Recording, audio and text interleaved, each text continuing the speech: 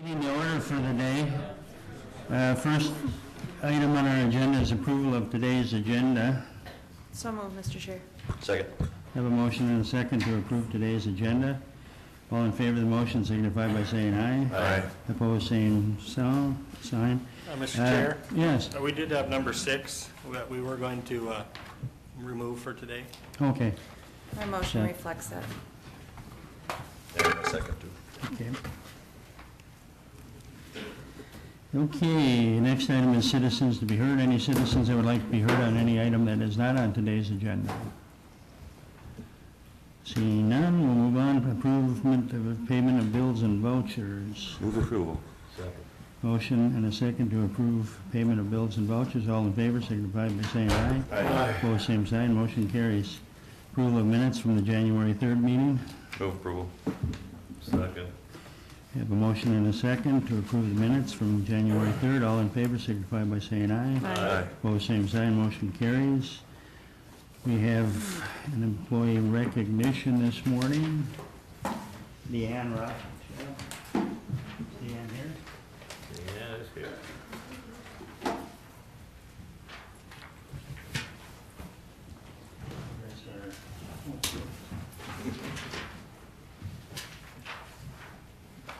20 years of service now at the auditor's office. Congratulations. We appreciate everything that you've done.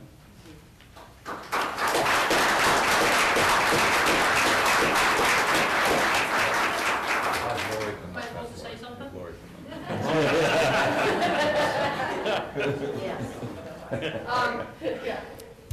We really appreciate everything that Deanna's done for us. She's one of our social service accountants.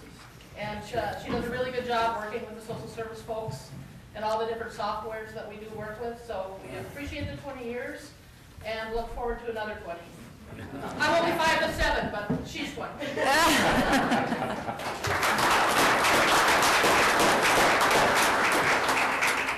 Now, we've got a lot of people here today, and we want to recognize all the people who helped with the project with the Law Enforcement Center and the correctional facility. Wow, it took a lot of people, and so we're doing this on a number of our meetings because, like I say, it took an incredible amount of people to make this happen, and I think everybody has seen the results with the correctional facility and the new Law Enforcement Center are, and, you know, it's just phenomenal. And so we've got a number of people we'll go through and thank, and Commissioner Campbell will hand out the mementos, and we'll start with our architect, Spy McCarthy, Scott Fettig. So this is what they look like, and each person has their name on the plaque. So This is the guy it all started with. It wouldn't have happened without Scott, so thank you, Scott. We appreciate everything you've done.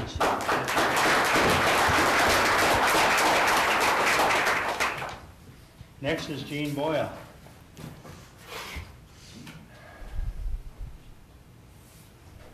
Gene was with us through the jail ministries and was a big part of helping us. Thank you, Gene. Appreciate it. Thank you. I do want to say quickly, it's kind of ironic that my high school principal is actually getting called up here. I'm used to myself being called to his office, so that's a fun change. Lieutenant Chris Carey from the Moore Police Department.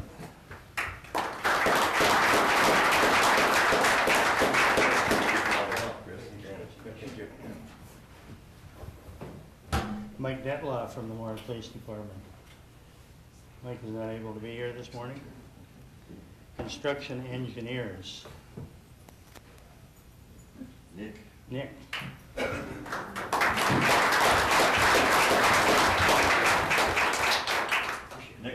he's been the go-to guy on this project, and they've done a really fantastic job. He's the reason those buildings are actually up and in operation, so we appreciate everything you did, Nick. It's easy for Scott to plan it, but the guy that has to put it up is the one that... Commissioner John Everett.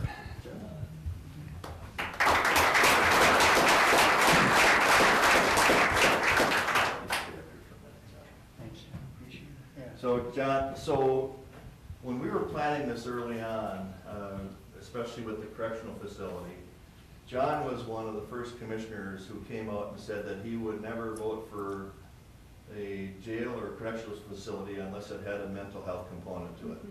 He was one of the first people that came out and said that. So, John, thank you. And now we're being looked at across the state and across the country for what we're doing here. Thank you.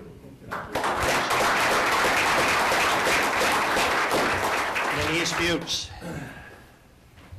Denise is not here this morning. Commissioner Wayne Ingersoll.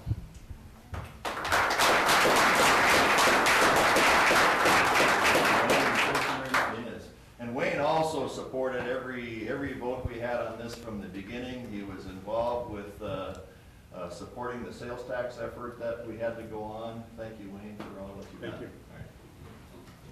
Both commissioners here. Both commissioners were here from the get-go, and without their support, the project would not have happened, so we appreciate what they did. Tanya Jacobson.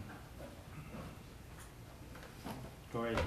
Tanya wasn't able to make it? Well, I'll give it to Tori. Yeah, give it to Tori. Tori Jacobson. Thanks,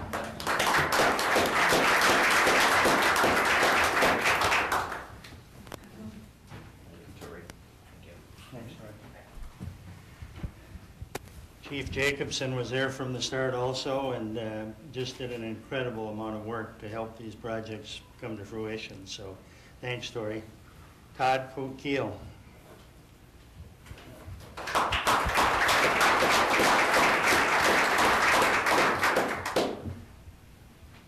Thank you, Todd.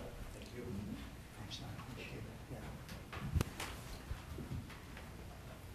Okay, Scott Pastoritz.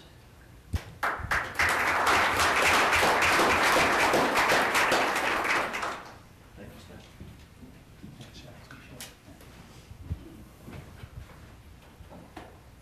Tim Magnuson.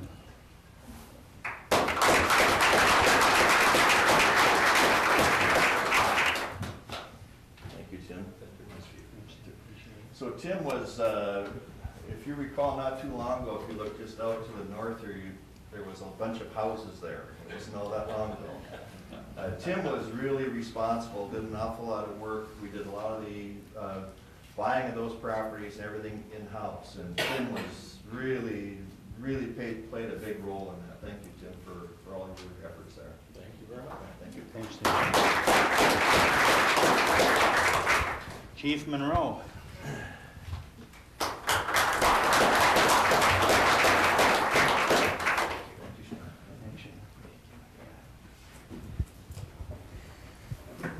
Chief Monroe and his staff were there throughout the project. I think he was a deputy chief when we started, so you can see how long it took to get this done. So, we appreciate everything Shannon and his staff did on this project. So, Brad Schenk. Brad's not here this morning. Another member of the Moorhead Police Department, Brad. Thad Stafford. Thad does not be able to hear. Another member of the Moorhead Police Department. Chris Volkers, city manager for Moorhead.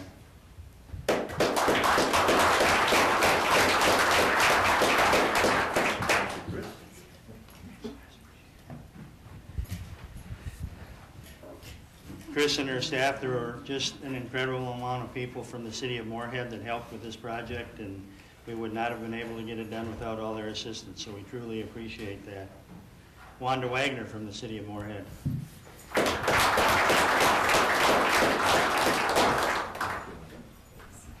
So Wanda was really involved when we were on the finance piece of this thing, when we were trying to work out with the law enforcement center and how we would share that facility and how we would come up with a way to pay for it. And so Wanda, your work was very valuable there. Thank you for all you do. Wanda and her counterpart with the Yeah, county, Lori, yeah. Lori Johnson. I know we wouldn't have had this project done without them. They're the ones that control the money, so we thank them for everything they did. So. Leanne Wallen from the city of Moorhead.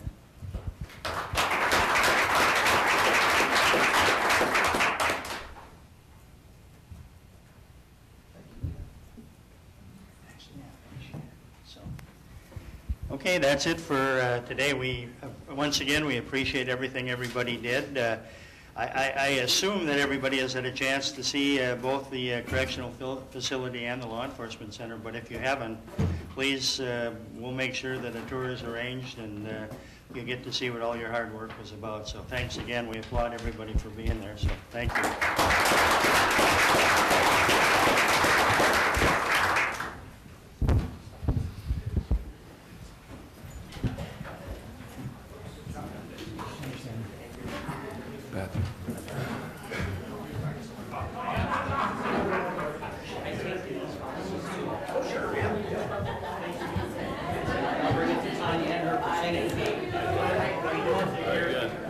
Let's see, you could take Brad's too, maybe? Sure, I can. He's on the street right now.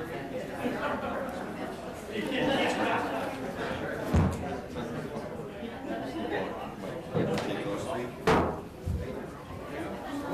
Thank you. Appreciate it. You tell them thank you. You bet.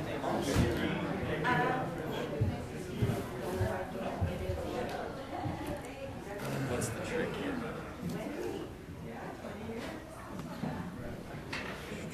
Nobody wants to stay for the rest of our meeting, Frank. I guess not. Never showed me the agenda. Yeah. That's the, that might be the key. There's isn't it? a lot of people. Nobody show more agenda. We should have put that on his last, and they would have to Yeah. get through the whole meeting, so. With other comments. Recognitions of all that stuff, so.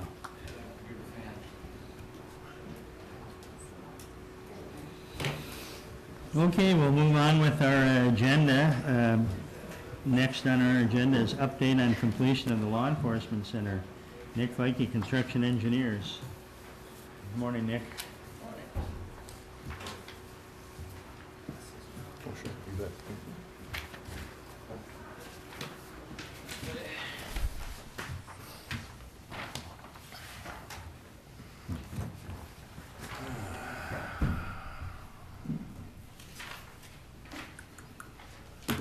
What is the password for the laptop?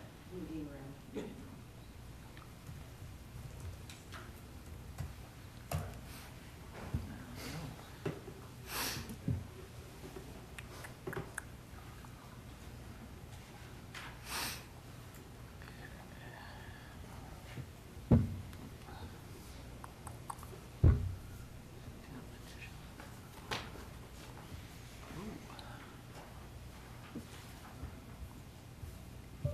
Uh-oh.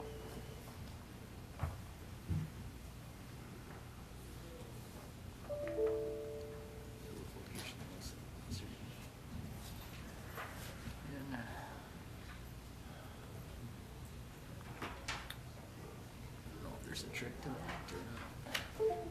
I think we're getting, we have the best technology I've ever seen in this place. It's just. In this room, everywhere else is great, but. Well, every time we go to use this thing, it doesn't work. Board update is unavailable. I think you went to go get Mark, I'm guessing? Yeah. Okay. Oh, oh, there we go. Different way to get in there. I think that's gonna work. There we go. All Yeah. right. Thank you.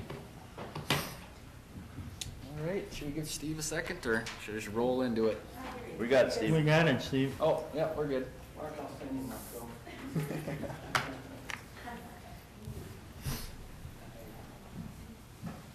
Okay, Okay, Nick. we'll go get for going. it.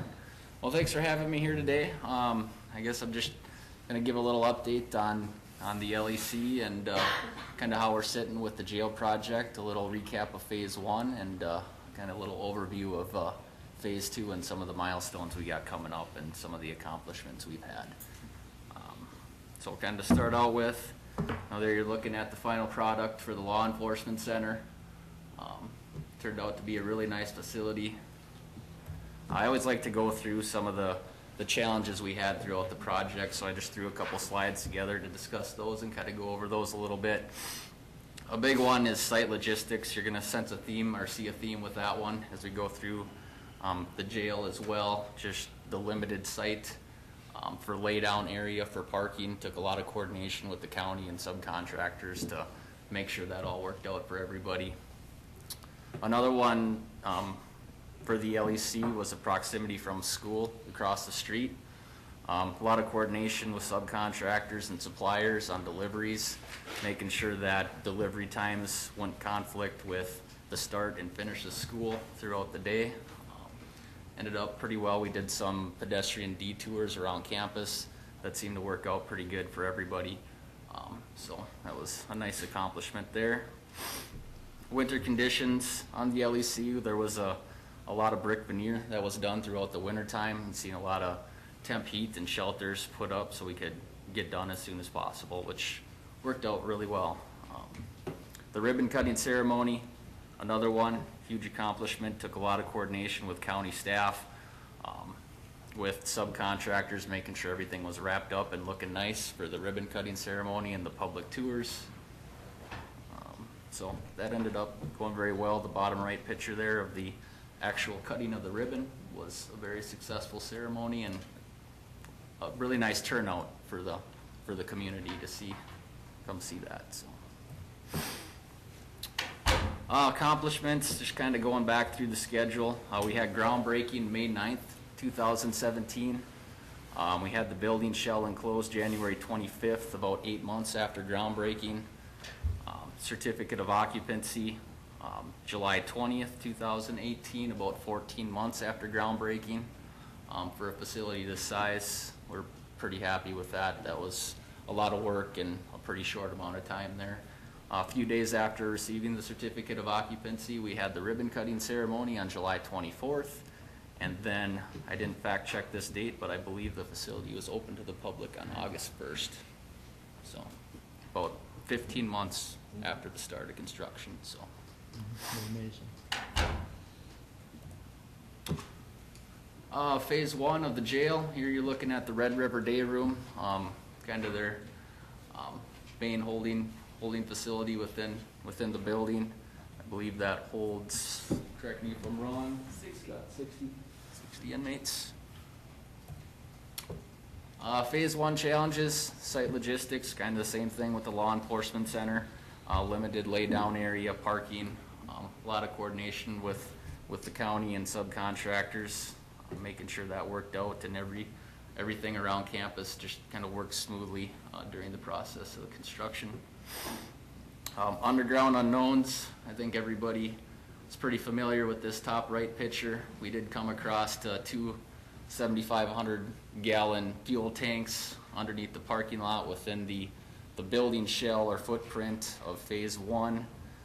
There was some contamination cleanup to be done with that, but our contractors jumped on it pretty quick and got the EPA involved and got them to sign off on a relatively quick amount of time. So prefabricated steel cells, these were, took a lot of coordination with these. Just, you have to have the roof on, you have to have the concrete floors poured before you can bring these things into the building. They're not really, you don't want them exposed to the elements for too long. Problem with that is that you can't fit them through a door, so you have to hold out some wall panels that are part of the building to enable you to get them into the building. So a lot of coordination with subcontractors, and once you get them into the building, you need to move them around to where they need to go.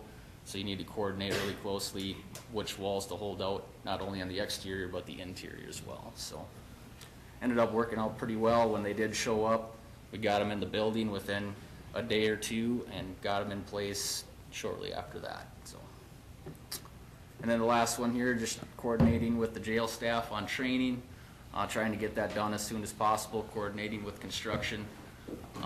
So once the building was ready for inmates, we could get them into the building and transferred over from the old jail, so we could start the work on that needed to be done as well. Going too fast here. Some of the accomplishments for phase 1, again in coordination with the law enforcement center, groundbreaking was May 9th, 2017. Had the building shell enclosed a little sooner than the LEC, actually, in large part to the precast wall panels that we were able to utilize on the jail. So that helped us out quite a bit with getting the steel cells into the building as well, and kind of keeping things moving as fast as possible. Ribbon cutting ceremony on July 24th in coordination with the Law Enforcement Center. Certificate of occupancy a few months after on September 25th, 2018. And then about a month after that, the inmate transfer on October 22nd. So about 17 months total duration for construction. We actually started the earthwork a little bit prior to the groundbreaking, but I don't think we started any foundations before that, if I remember correctly. Kind of just an overview of phase 2 here, looking at a pretty neat drone video of the demo of the old jail. That process went pretty good. Everything with the old jail has been demoed out at this point, with the exception of the parts that remain leading into the tunnel over to the courthouse. Some of the challenges, again, the theme of site logistics, demo of the old jail and annex. There was about a month of abatement that needed to happen. Fortunately, we were able to get into the Law Enforcement Center side prior to the transfer of the inmates to knock out about 50% of the abatement that needed to be done, saving us 2 weeks there. So once the inmates got moved out of the jail side, it only took about 2 weeks of abatement, so we got a little bit of a head start there. Winter conditions, kind of experiencing that right now with the recent weather events. Pouring foundations is kind of the driver on the project right now. So trying to get that wrapped up. We got a good portion of it done, but we still have a little bit to do with that. Phase 1 occupancy. We know that phase 1 is now an occupied facility, so we need to be mindful of that. Make sure that we're not creating too much noise, too much vibrations. Make sure that we don't interrupt any of the services coming into the building, because obviously a jail can't operate without internet or power or anything like that. So. And then phase 2 transition, it's just going to take coordination on that, as it always does. We don't expect someone to move in on day 1 after completion and know how to work the facility.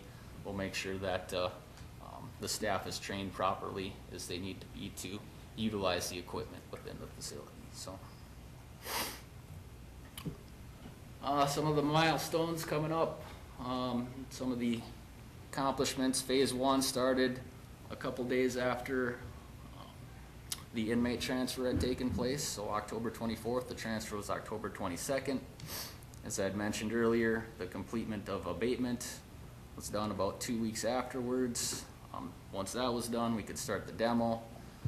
That took about 2 months, wrapping up just before Christmas. We completed the rammed aggregate piers right around this time as well. Majority of those were within the footprint of the annex building, so we were able to get a head start on those and get those done. The building shell, we're projected to have that enclosed early part of April here, so just a little over 5 months. Again, with the precast wall panels, that's going to help us out a little bit. There is some brick veneer to do, but we're pretty confident we should be able to get it done quite a bit quicker than what it took phase 1 to get done.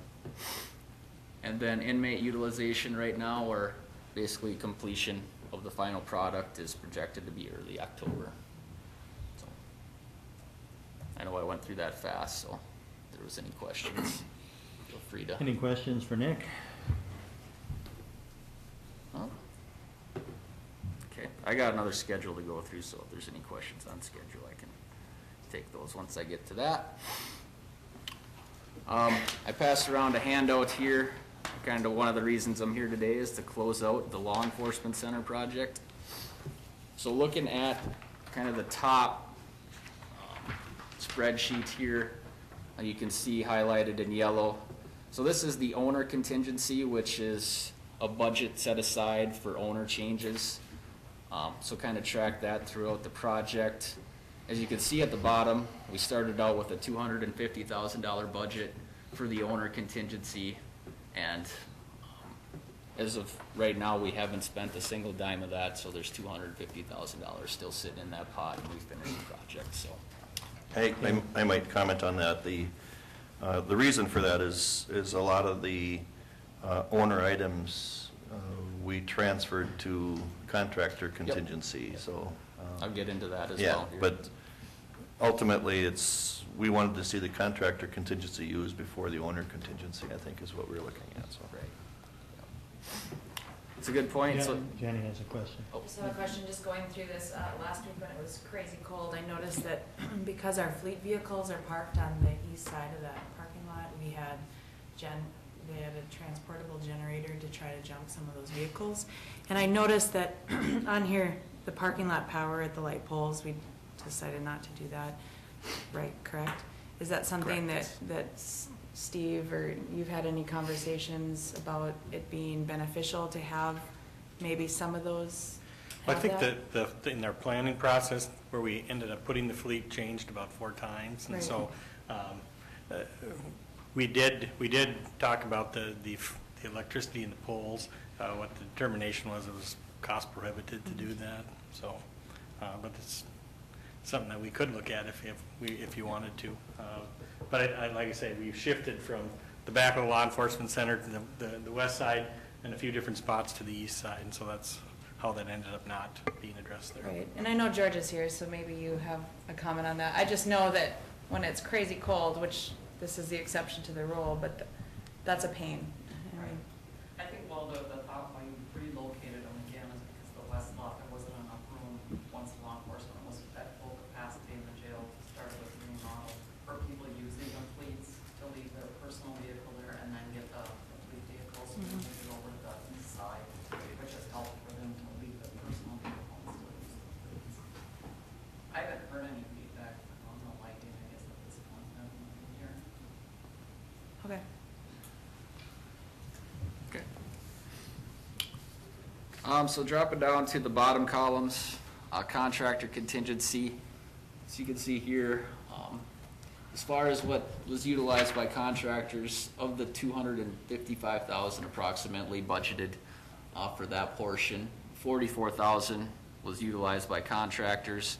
As Kevin had mentioned earlier, because we were doing so well on the contractor contingency portion, rather than utilize owner contingency, we decided to utilize the contractor contingency to cover owner items, which amounted to, in the end, 130,000. And each one, even though it was covered by contractor contingency, each and every one of those items that are allocated under owner items was brought to the board and reviewed with the board and approved. So that's how that process worked. Overall, between contractor and owner items, about $175,000 was utilized out of the contractor contingency, leaving $80,000 remaining to date that will be returned to the county essentially. So again, looking at the overall of the project, ended up very well as from a financial standpoint of managing the contingencies. So. I think just one way to wrap it up is between the two contingencies, this project for the LEC had about $500,000 in contingency set aside for it, and we used 170 of it. Right. So there's still $330,000 that we did not have to use, which is, it kind of just more helps support our whole financial picture really nicely. So thank you, Nick. Absolutely. Okay. Any more questions on Any that? other questions for Nick? Okay. Kind of touched on this already with the PowerPoints, but overall schedule for phase 2 of the jail. Kind of the main driver right now, as we talked about, is wrapping up the north footings and foundation walls. Again, that's kind of a weather dependent, and a lot of these items coming up will be weather dependent. We actually are looking at, now that we completed the east foundation wall, to start the structural CMU on the east walls here next week.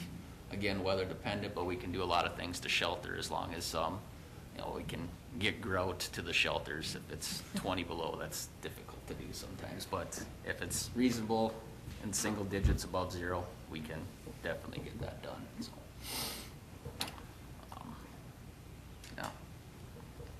So, as I mentioned, looking to have the shell enclosed early part of April, and then completion 2 of months away. that's that precast goes up quick once we can get it here. Yes. And then overall completion, as I'd mentioned earlier, October 4th right now is what we have scheduled. So this week's not looking really ideal, so I put this schedule together last Friday, so I do anticipate we'll lose a couple days this week just given the weather, but we'll keep doing what we can do as we can. So. I think when you look back to when we the original dates on this, I think we had looked at the end of July. Yes. As being when phase 2 would all be done. And so going to October 1st for the size of these projects and the underground unknowns that we had that caused some delays, I think you guys are doing quite well. Thank you. Okay. Any questions on that?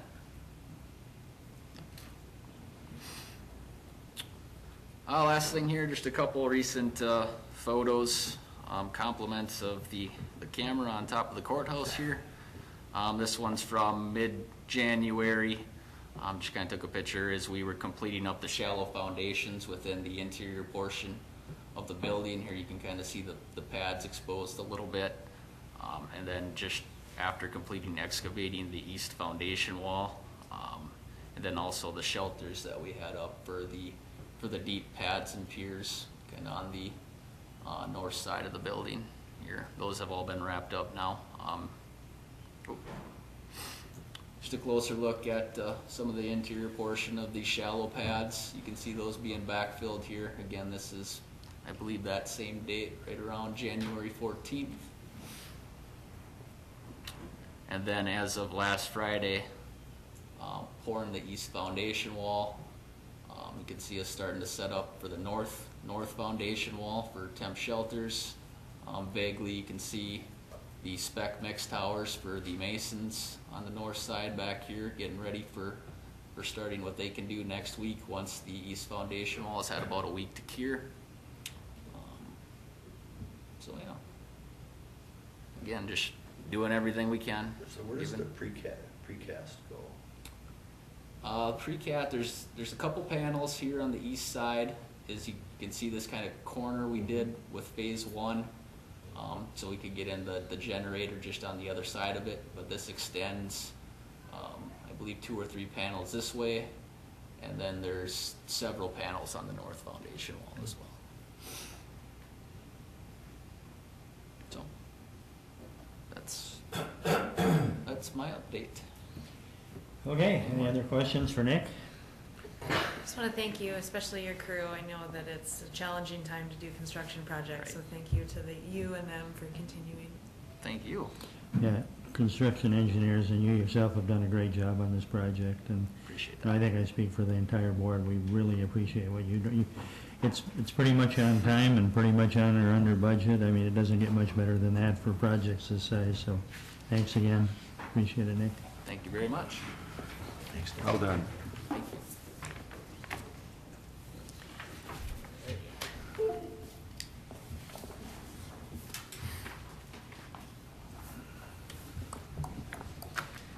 Okay, next thing on our agenda is a departmental update by the Assessor's Office, Nancy Gunderson.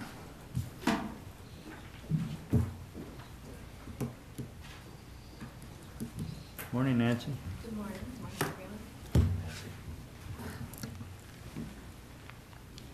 We'll just have a brief update. Things that occurred that will be impacting 2019 assessment. Appraisers were able to get out into the field and do mass appraisal in Cromwell, which was a new township that was picked up by the county just, I think 2 years ago. So now we're getting out there and doing that. Elkton, Elmwood, Felton City and Felton Township, Georgetown City and City Township, and Glendon City Township, Goose Prairie, which was another one that we picked up from a local, Hagen, Holly City, Hitterdal, Keene, and Viding. That's approximately 3,700 parcels that were done by our appraisers, so I think they did a really super job. In the upcoming year, our plan is to complete the remaining jurisdictions to bring our quintile plan back into compliance. Department of Revenue is watching these counts closely, and with the mass appraisal that we are intending to do, we hope to bring our numbers back into good standing, and the City of Moorhead also completed their task, so we think that we will be there the next time they check our records. Again, I'd like to thank my staff for all the hard work that they've done this year, and I think it will be a little bit more challenging next year. There'll be over 4,000 parcels that they'll have to review, so they will be busy. And I think because of our county being one of the faster growing counties in the state, I think in the near future we'll probably have to be looking at adding another appraiser to the staff as well, just to keep up on those things. Department of Revenue is very much in tune with making sure our quintile plan is followed and getting out there to view properties. It's both a good thing on our part and as well as for the taxpayers to make sure that we are there within that 5-year plan schedule. Another thing that they dealt with was approximately 350 new issued building permits or zoning certificates from 2018. The permits valued as far as on their stated permits about $37 million. Of course, that's just out county, not including the City of Moorhead. And then there was follow-up on existing permits that were under construction from the year before. We now are in the process of setting values for our 19 assessment. Last week, my Department of Revenue Compliance Officer, Brad Averbeck, was in, and we had our scheduled quarterly visit. We went over ratios and sales to see where we would be doing for our 19 assessment. As far as ag land, net county-wide, it should be relatively flat. I do have the county broken down into different zones, so there will be some changes, but overall, it will be relatively flat. There were several residential jurisdictions that needed to see an increase, and that was due to the fact that their ratio was out of compliance and they had more than 6 sales. That would be Elkton Township, Park Township, Barnesville City, Hawley City, and Newland City. There are other jurisdictions where their values or their ratios were within compliance, but there's always room to tweak it and make it be a better assessment, and that would include Dilworth, Glendon, and Sabin. As of yesterday, I received a small sample study. What that means is it's in jurisdictions where they don't have a lot of sales that occur, but they look at a 5-year history to see if there's any over or undervaluation. So now I'm working on that to see what kinds of changes might be brought because of that. Equalization notices and tax statements will be mailed out by the end of March, first part of April. Townships and cities having their own local board of equalization meetings were notified just last week of their dates and times. And for assessment 2019, there will be 8 local jurisdictions that will be having their meetings, and they will run from April 15th through the 17th. The rest of the jurisdiction? Can I just quickly, so I know whenever we have these meetings, right, everyone comes with their tax statement and they're typically at the wrong meeting and Yep. you should have come to this. And as you're talking about this, it gets me thinking, we've done a huge revamp on our website, and it's much more user-friendly. And so part of me thinks, are we doing a good enough job in explaining to the public what all these tax statements and assessment values mean and when you should come to what meeting? And I think as we're looking at this and we're looking at dates today, maybe we should collaborate between the auditor treasurer's office and yourself and having some sort of dumb it down sheet for someone like me who really didn't understand it until I was on this board. Do you know what I'm trying to say? Yeah. I think that might be helpful in clarifying to people when they should go where. I get that it's in the fine print on the back and come to your township, and some of these townships have you go to the courthouse, but it is a confusing process, and so maybe we can help collaborate on something like that. You could just add something when it's sent out, an additional sheet in big letters that this is the process, and. As like a mailer or a stuffer? Yeah. Yeah, we could certainly look into something like Flashing that. I think that's a good idea, Siren Jenny. over the top. Yeah, I think that's a good idea, though, Jenny, to look at that, so. We do post this on our website as far as the schedule, but Okay. maybe we can make more of a headline to it or some extra verbiage with it Yeah. to I think anything we draw can their do would help be attention. helpful, so. it's- Yeah, we can certainly look at that, Okay. definitely. Thanks. And so those meetings will be the 15th through the 17th, and then the rest of the jurisdictions will have the open book opportunity then, which is April 18th. And there are, vast majority of our jurisdictions have opted out and are in the open book environment. So that brings us then to scheduling the County Board of Equalization. The memo that I sent out to you is a recommendation as to the date and time for that to be held. I'll make a motion to approve that date. Second. Motion and a second to approve the date for the Board of Equalization. Any discussion? Hearing none, all in favor of the motion signify by saying aye. Aye. Opposed, same sign. Does that mean we have to move our meeting to that? Are we gonna move our meeting? We usually We do, yeah. And if I could thank Commissioner Gross for taking the online training. I just looked at the list again yesterday to make sure my townships were all okay, and so thank you, Mr. Gross, for taking that. And the last thing I'd like to just mention is, 1 second, we haven't voted on the motion. Oh, yet, right. so- I just, a comment, I think the planning commission is typically scheduled for that evening as well. So we'll have to talk with Hallie about possibly moving that. We've done that in the past. Okay, we'll finish the vote. All in favor of the motion signify by saying aye. Aye. Opposed, same sign. Motion carries. Okay, sorry, Nancy. sorry about that. The last thing, last year, of course, there wasn't any legislation that impacted the tax bill or anything like that, but there are a couple of things that we are watching. One is relating to clarifying the percentage of homestead. In the past, we had always worked on homestead based on the percentage that a person owned into the property, but we were directed by Department of Revenue to look at it at being based on the number of owners in the property. So an example is if I had 3 people owning it and one had 50% and the other 2 shared the 25, we would give 50% homestead to the one party, 25 and 25. But the direction that we got from Department of Revenue was to base it on the number, so a third, a third, a third.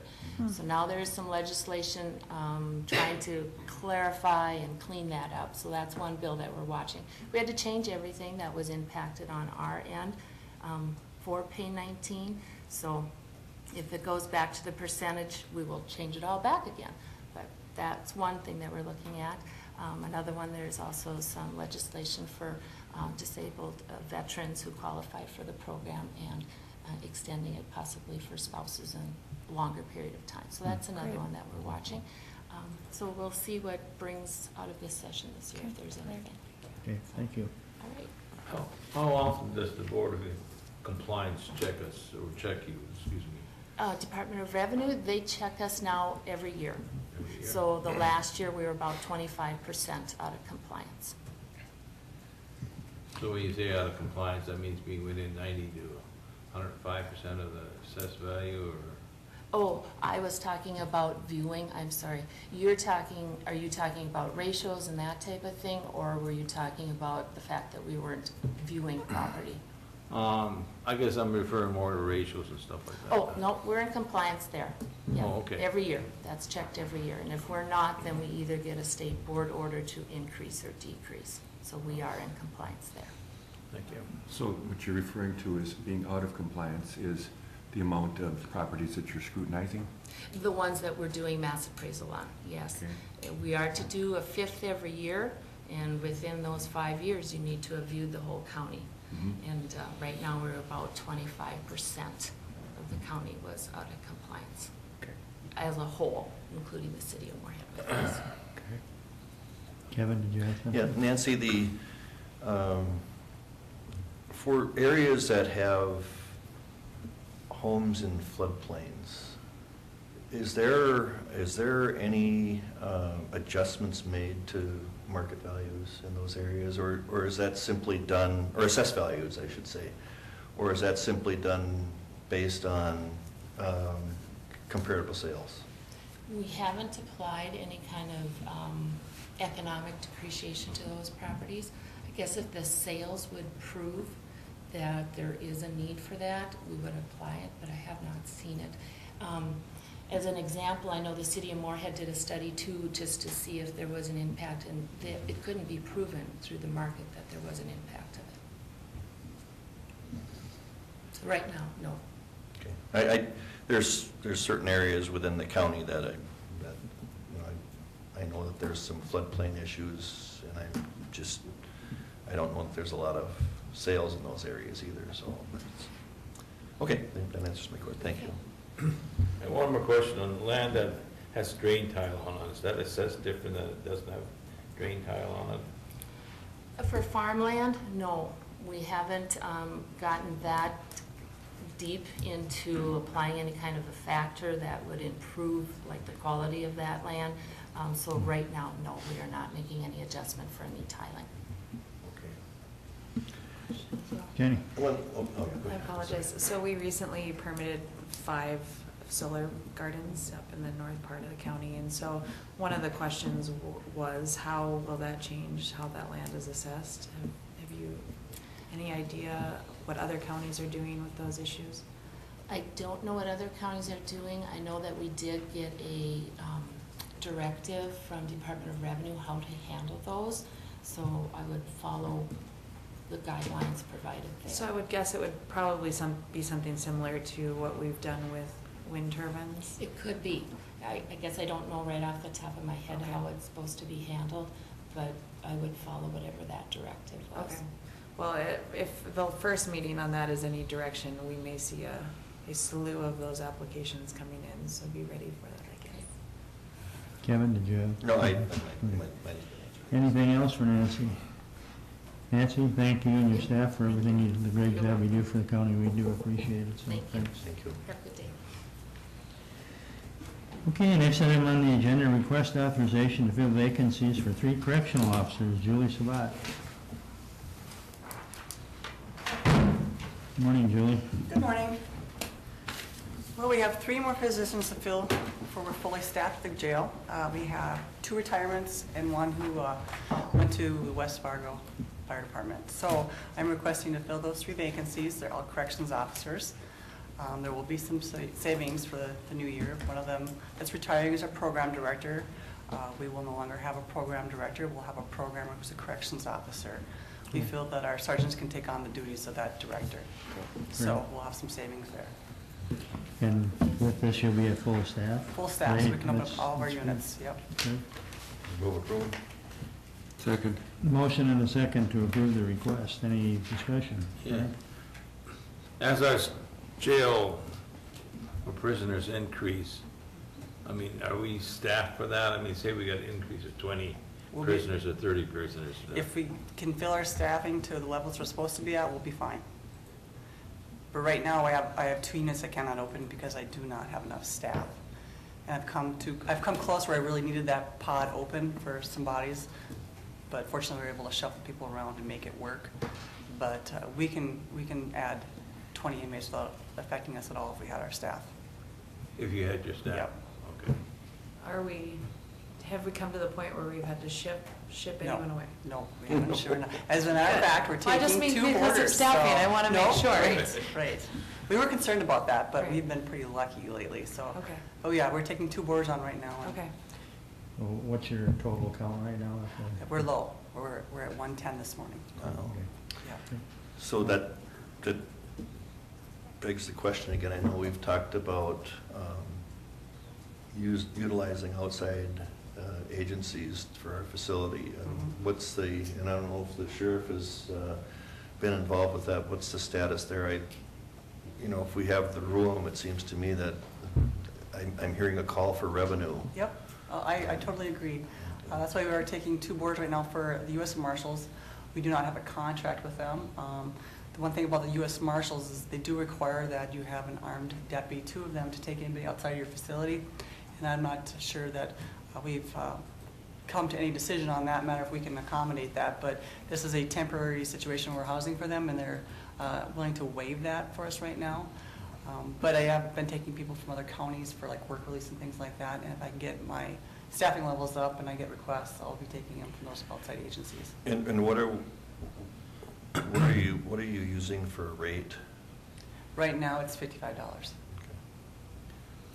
Jim, did you have something? I just, have we taken all the prisoners back from other facilities? Everybody was back as of November 15th. Okay. Yeah. Frank, you have something? Can we take prisoners from North Dakota over then? I mean, would Cass County be one that we could, We don't take out-of-state inmates. We find there could be issues with extradition. But a U.S. Marshal would be different because they're a federal status inmate. okay. Yeah. Yeah, we researched that quite some time ago because for a while there it was, could we maybe house in Cass County back when we were full, and that question was talked about. And that is one instance where the river does create problems, and being able to work cooperatively. And it's because of different state regulations, I guess. And the diversion won't affect that. The diversion won't affect that then. Well, I would like to say that it would, but Okay.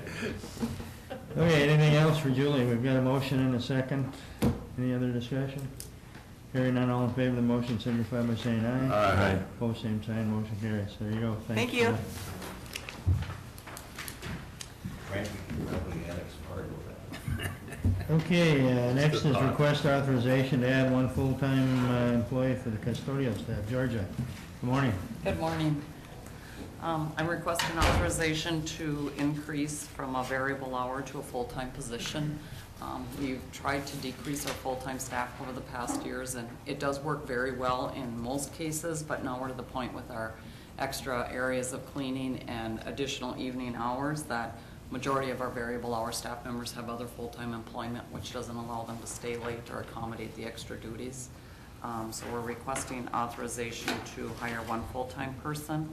The funding for that position would be, a portion of it would be out of the variable hour, one variable hour position, and then the additional 15.7 and approximately 15.5 for the benefits would be additional funding that would be charged to each individual building that individual is cleaning in. Jenny? I just want to say Commissioner Whalen and I were part of this discussion in PIC, and I really appreciate the flexibility that both you and Joe have shown as we've expanded facilities, and you've really tried to make it work in areas and didn't come to us until something came up that you couldn't meet the needs. So thank you for doing that. I think that this is definitely something that you've rationalized, and I think because of how those variable hour schedules work, there was a need that we weren't able to meet. So I think by doing this, we'll be able to address that. I think Commissioner Mojo is exactly right. And, I'm sure with the increase in our new buildings, I mean, it's just natural that we're going to need some additional help, so. Any other questions? I'll make Jenny? a motion to approve the request. Second. Motion and a second. Any further discussion? Hearing none, all in favor, signify by saying aye. Aye. Opposed, same sign, motion carries. Thanks, Georgia. Yep, thank you. Okay, we're down to committee reports. Jenny? Thank you. For 2 weeks, right? 2 weeks ago, we had the PIC committee meeting. We discussed the item that we just took up. We also addressed staffing issues in the attorney's office.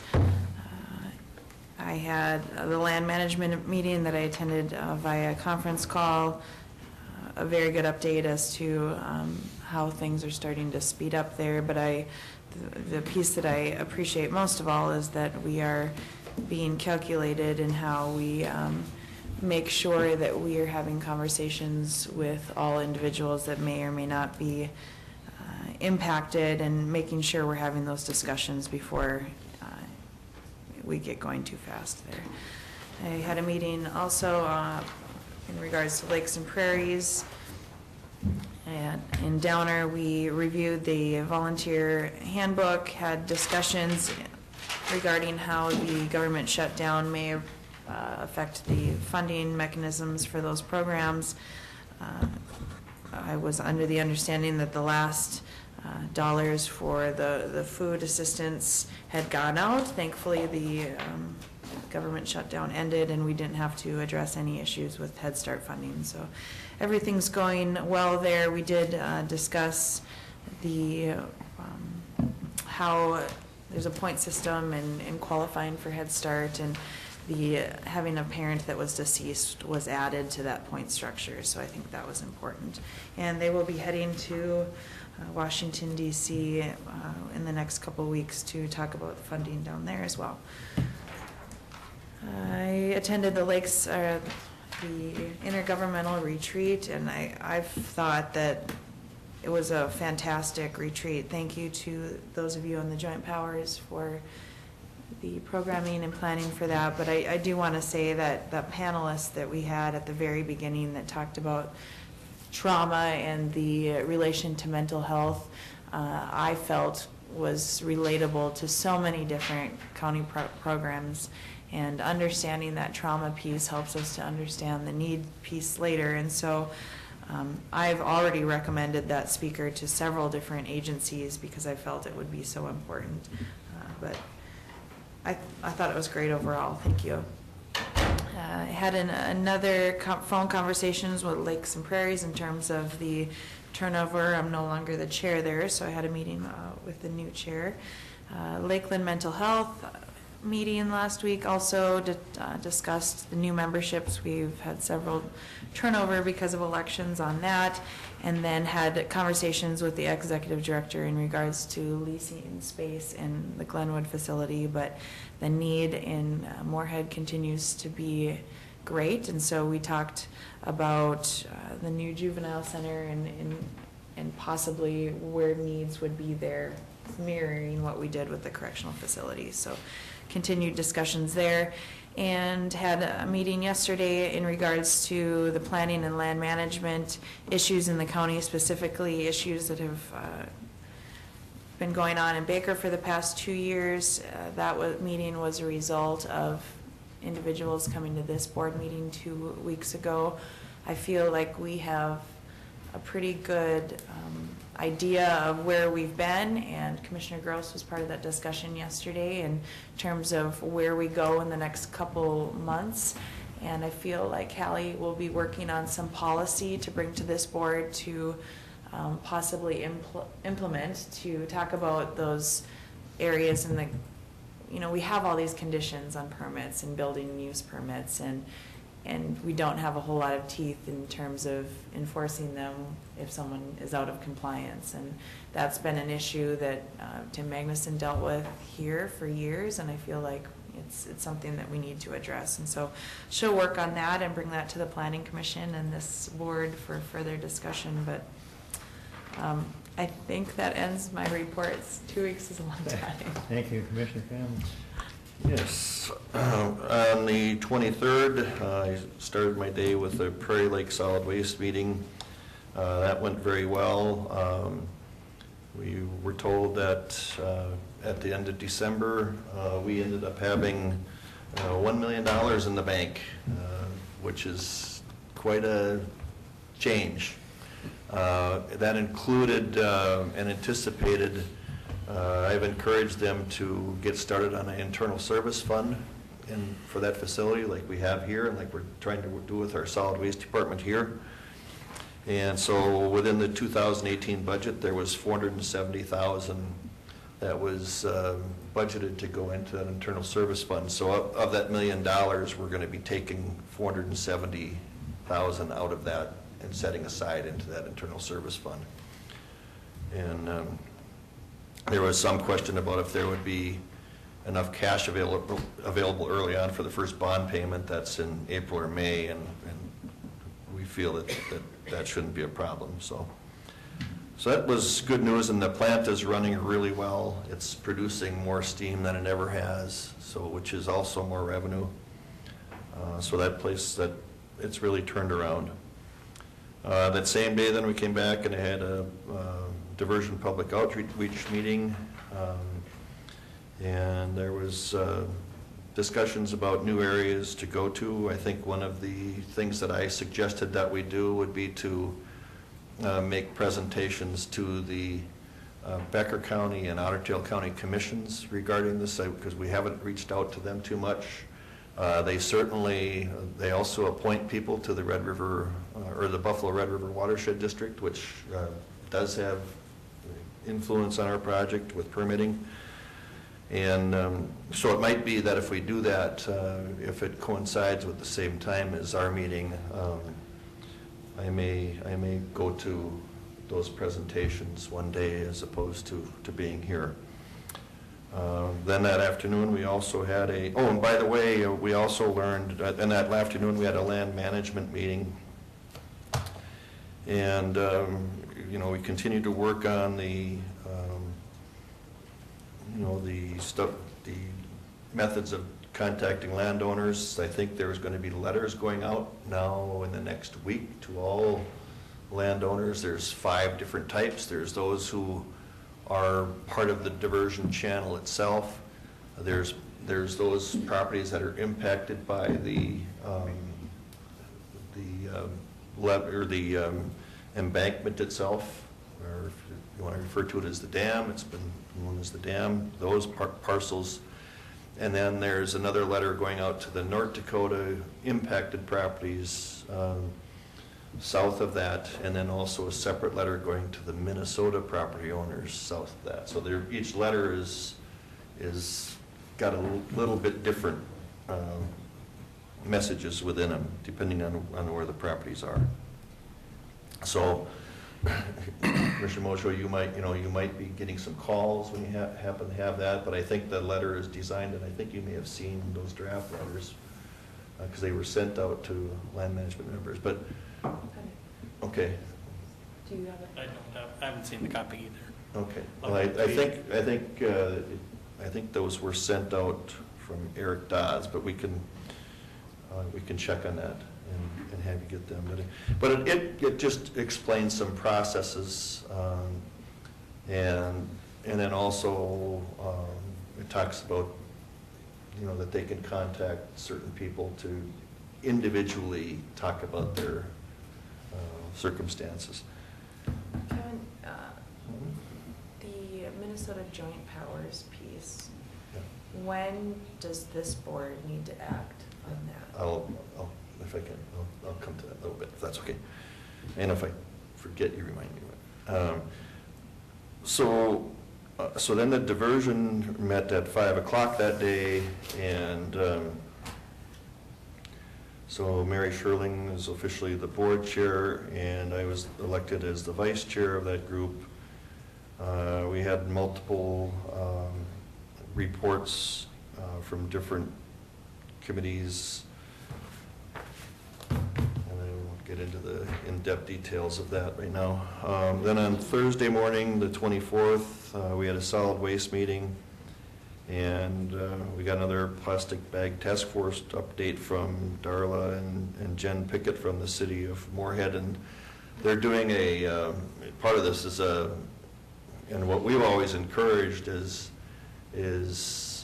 trying to educate people as far as that plastic isn't good. So you can so they're doing contests within grade schools right now to collect the plastic bags for recycling. It's a fifth graders in Fargo, Moore, and West Fargo challenge. And the interesting thing about it was then the report is that the fifth graders that win get a recycled bench, and second place is a pizza party. So there's way more interest in second place than there is in third place. Well, as it turned out, that's true, right?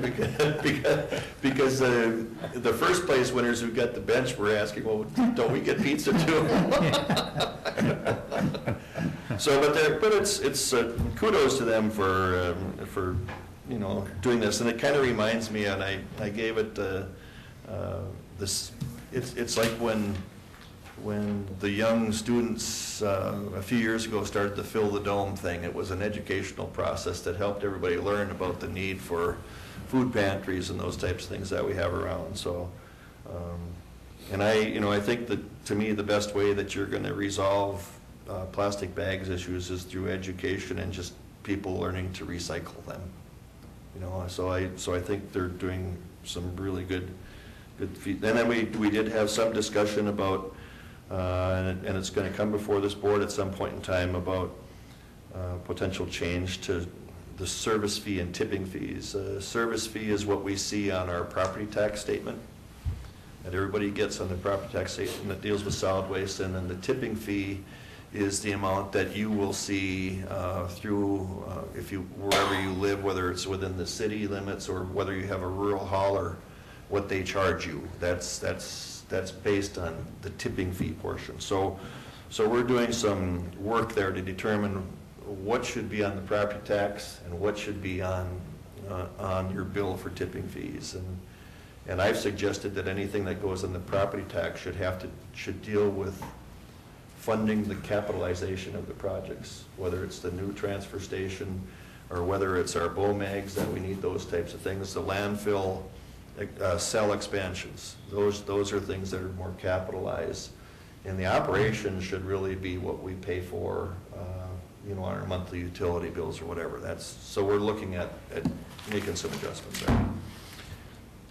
there. Friday then I did have we had the intergovernmental retreat, and I did want to You good? yeah, I wanted to I just added here, but I did want to comment.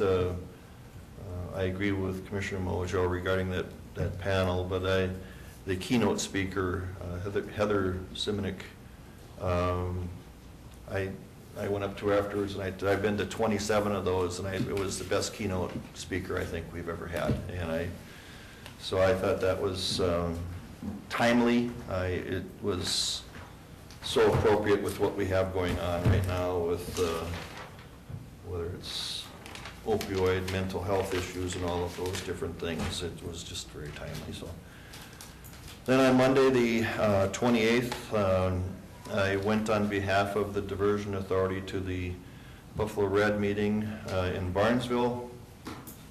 And at that meeting, I was there for two purposes. And one was to introduce Bob Zimmerman to them again and go over the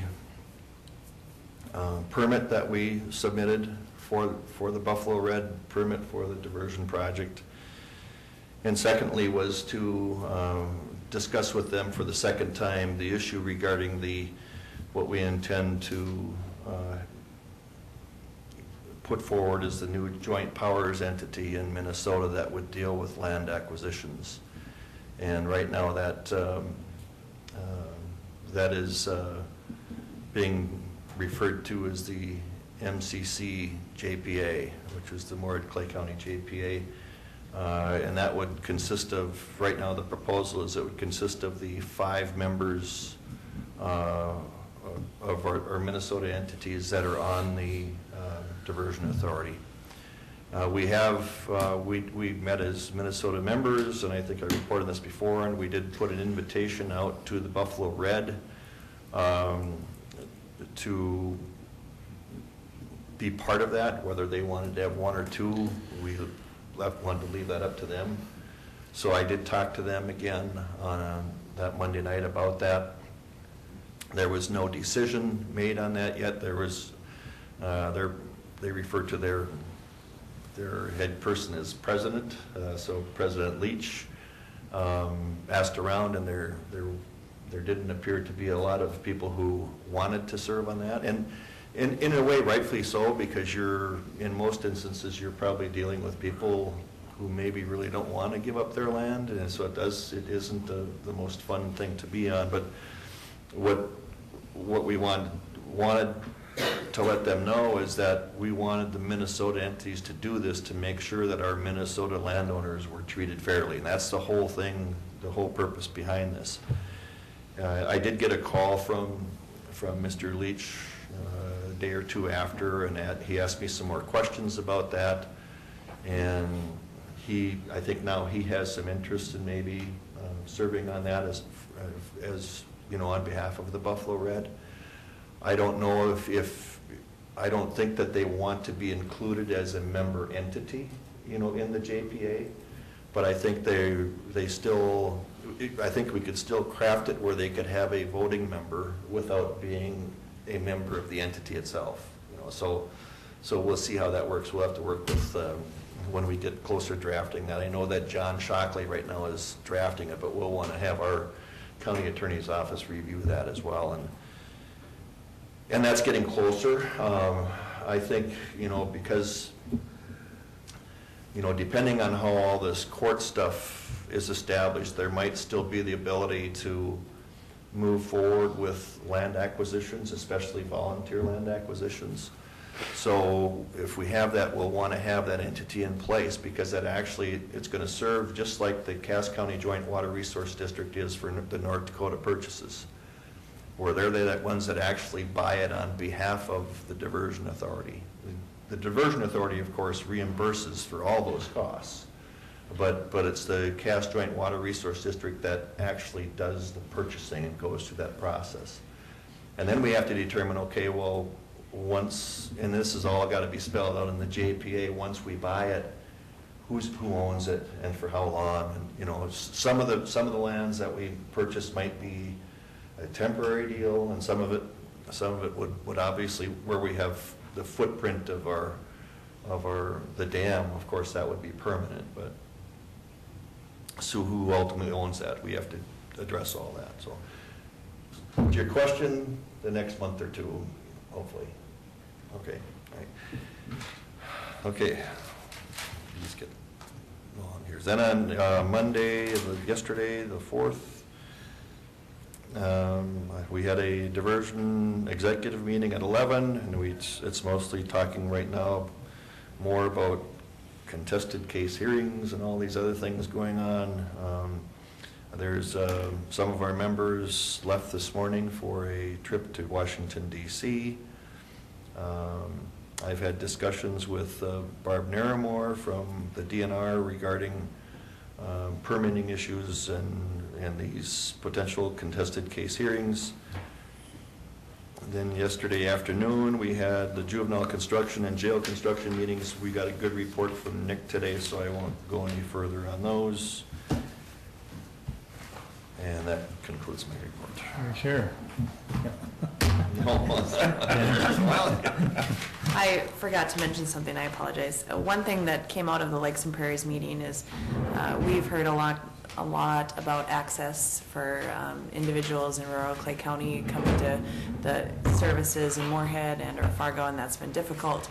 One great thing is that they've secured a Live at Well home grant, and so what they are doing is they purchased a vehicle and will be driving to clients' places in out of county areas and bringing them to their meetings. So that's something that's really exciting and something that really hasn't happened on this side of the state, and so they're hoping that if it's successful, they can secure more grants and possibly add another driver and or vehicle. Okay, the right side of the table, I'm sure we'll take less time, right? I don't argue with it. Don't challenge him. He is German. Thank you. 2 weeks ago after the meeting, Randy Nelson from University of Minnesota had a small grains thing for the farmers set up over the Legion in Moorhead, and I went and attended that, and it was really good information. I look back at the time when we used to go out and plant, you know, we'd go get another sack of wheat from the granary and stuff like that. And they had a presentation from a guy that just completely explained how grains are done and what kind of nitrogen you add. And there was just a lot of interest there, a lot of questions asked by the farmers that were there. And he just put on a good program there. And then afterwards, well, the USDA couldn't be there because of their shutdown, and then they did have a lobbyist from the Minnesota wheat growers, and he really gave him good information on the people to contact and how to contact and stuff like that. He just, I guess Randy just, I really want to compliment him on the great program that he put on there. The intergovernmental retreat, I guess we talked enough about, I mean, not enough about it. I mean, it was a great program, and I was there. And also, Yesterday, we had a planning thing with the Baker people. And I think we really, what I got out of that meeting is I think we really strapped Haley with a heck of a project to go on there, you know. I mean, I know she's new here, stuff like that, but we gave her a heck of a responsibility to draft up something that we can put some teeth into our permits, you know, and stuff like that. When we issue a permit, you know, if they're not followed through, you know, can she come back with something and do something? So I think that was really one good thing, and I am very confident Haley will come up with something on there. That was it. Jim? Thank you, Mr. Chairman. On Wednesday, the 23rd, I attended the Flood Diversion Finance Committee meeting, and they discussed property acquisition program, plus Task Order 4 was passed by the committee, and they approved the MetroCog cost share agreement, and they approved the land acquisition directives that were referenced by Commissioner Campbell. And then on Friday, January 25th, I attended the Clay County Intergovernmental Retreat referenced previously. And again, Heather Simonich was a standout. It was a shame that she only had an hour to speak. It could have gone for 2 or 3 hours easily, and I don't think anybody would have been yawning or anything like that. It was a fascinating presentation about the influence of trauma on mental health. And on Wednesday the 30th, I was going to attend the Highway 75, Highway 10 corridor meeting, but that was canceled due to weather. And, I wanted to give a compliment to Casey Joes and Saban for the wonderful catering job they did at the Clay County Retreat. Again, we're lucky to have that in our county, and they did a great job. And that's my report. Thank you. I think most of the meetings I had have been reported on, the intergovernmental retreat, Prairie Lake Solid Waste, had a couple diversion meetings, and the construction and the detention in the jail. I think last time we had a meeting, we had hot water issues in the jail, and that was a pretty significant issue. And the report this meeting is that it's pretty much reserved. There's still a couple small issues, but they think they've got everything worked out, and so that was really good news. So. And that was it for me, Steve, or Kevin. Yeah, I just wanted to go back to, I forgot one thing on the land acquisition issues with the diversion authority. There's been 200 property acquisitions to date, and out of those 200, 5 of them had to start off in the courts, and of those 5, 4 were settled out of court. So out of the 200 acquisitions, 199 of them have either been volunteer or, you know, have had to not have court action on them. We have about another 1,400 to go, you know, but I think there's, it just shows that you know, moving along, even those who started off and thought the way to go was by courts, it's been working out. Yeah, that's good news. Yeah. Steve? Thank you, Mr. Chair. It was a busy couple of weeks, so I'm going to just try to hit the highlights. Again, just wanted to touch on the custodial piece that we discussed with Georgia here. One of the things that we looked at in a series of meetings with Julie, Joe, Justin over at the corrections facility is we looked at adding someone, one of the new positions to cover a weekend. And so part of their concerns of making sure everything's getting cleaned, we now have a position there. And so I think we also have Monty's crew, his STS crew, doing some of the work that and hoping we can keep the facility as clean as we can. We had a series of space issue on campus meetings. I know that this has been addressed at board. I really think as we add positions, we're really at a critical state where it may be beneficial for our campus improvement group to get together. I know when Commissioner Campbell and I looked around the campus a couple weeks ago, we found that there's not a whole lot of space. We have people in closets. We lost a couple more mail rooms over the last couple weeks, and so it's something that would be beneficial at least to take a look at. A couple weeks ago, Kevin Kassenberg came here and gave an update. One of the issues that he talked about in his presentation was the STSS program, the subsurface sewage treatment system. We had a meeting over the last 2 weeks with Bruce Jaster, Lori Johnson, and Kevin about the possibility. There's a process of low-interest loans in this program to update septic systems that are outdated, and now it includes some well issues also.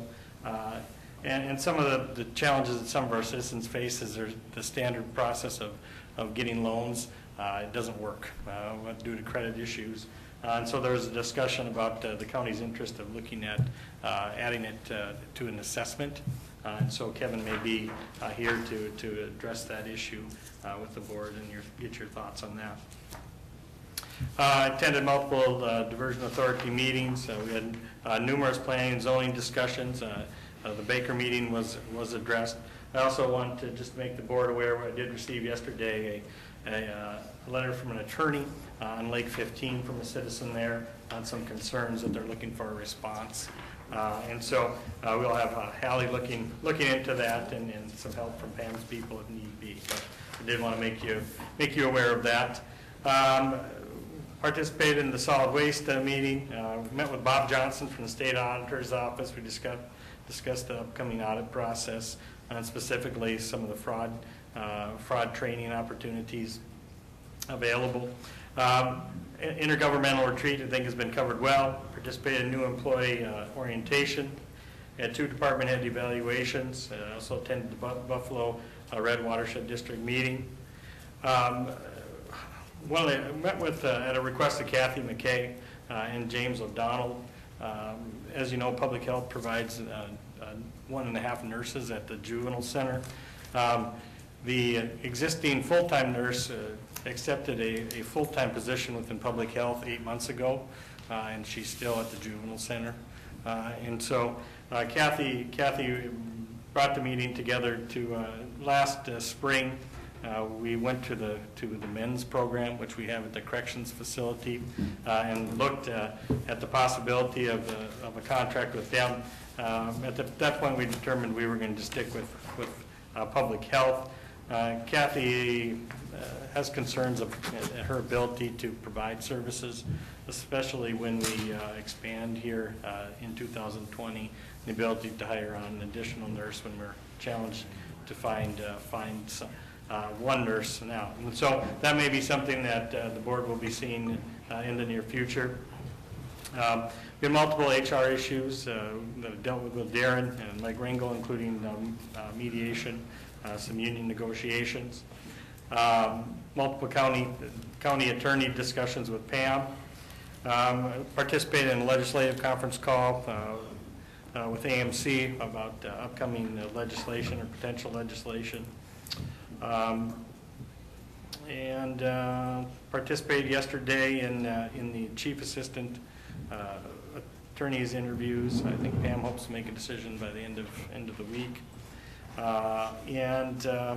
We have not received official notice, but the indication, just to keep the board up to date, it appears that the detox grant that we submitted, it appears that we potentially weren't selected for that, and so keep you up to date on that information.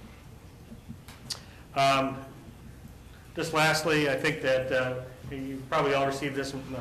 MetroCog is going to be having an open house on Friday as they're working towards they're updating their metropolitan transportation plan, and gives us an opportunity to provide feedback. So that is at the Stone Building in Fargo, and that's from 11 a.m. to 7 p.m. So.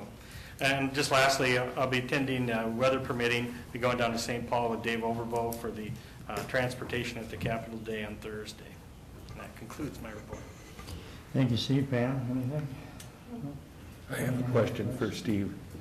What is the Stone Building? I saw that in the communication. Is that the same building where MetroCog is housed?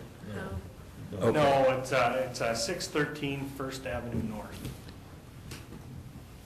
Okay. So. All right. I didn't know where Strauss used to be. Okay. Anything else? We're adjourned. We should do that.